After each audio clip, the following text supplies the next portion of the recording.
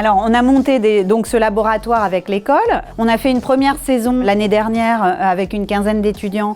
Et donc, j'étais allée à l'école 42 d'ailleurs avec un certain nombre de mes collaborateurs. On avait exposé des problèmes. Et donc, l'idée, c'est de confronter ces problèmes à des étudiants dans le cadre du Lab 42, d'avoir en plus aussi un système où on échange entre étudiants et entre collaborateurs de l'entreprise sur les problématiques des voisins.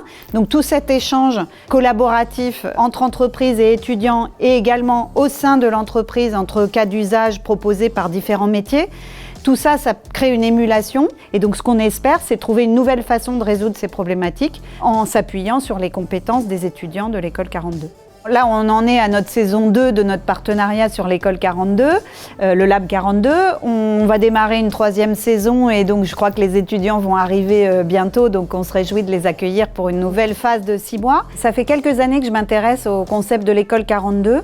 Moi, je suis très intéressée par les valeurs que véhicule cette école, le côté déjà assez innovant dans le système de recrutement des étudiants avec une certaine diversité de parcours, des gens qui ont déjà eu une expérience au préalable, des jeunes qui sortent de l'école, du coup des âges un peu différents, l'idée de la reconversion possible. On avait commencé sa première partie de carrière dans un certain domaine et on réapprend de nouvelles compétences. Tout ça, moi, ça me convient bien, ça me plaît et c'est pour ça que j'étais très contente qu'on noue ce partenariat puisque, bien sûr, on a des accès à des modes de recrutement dans des cursus plus classiques et puis on se rend compte que ce mode-là nous apporte quelque chose, nous apporte de la richesse. Cette collaboration entre les étudiants et le monde de l'entreprise, qui aussi fait partie vraiment intégrante de vos cursus. Les conseils que je peux donner aux étudiants, c'est finalement de profiter de ce type de laboratoire qu'ils ont avec les entreprises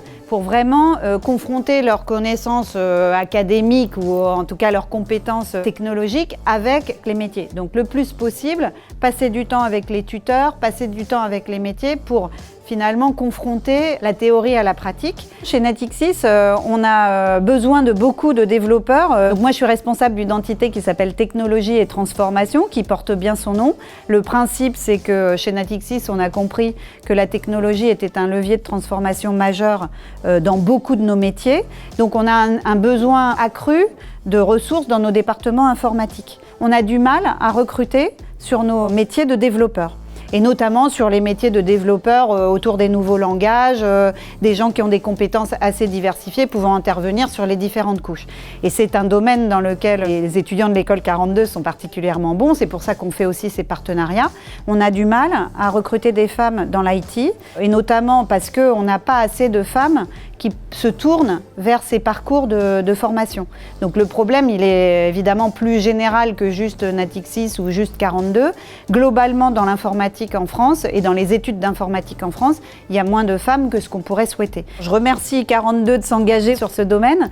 Évidemment, compte tenu de ma position personnelle, je suis tout à fait engagée sur ces sujets. Et donc la posture et la stratégie de 42 sur ce domaine fait aussi partie des raisons pour lesquelles on a ce partenariat.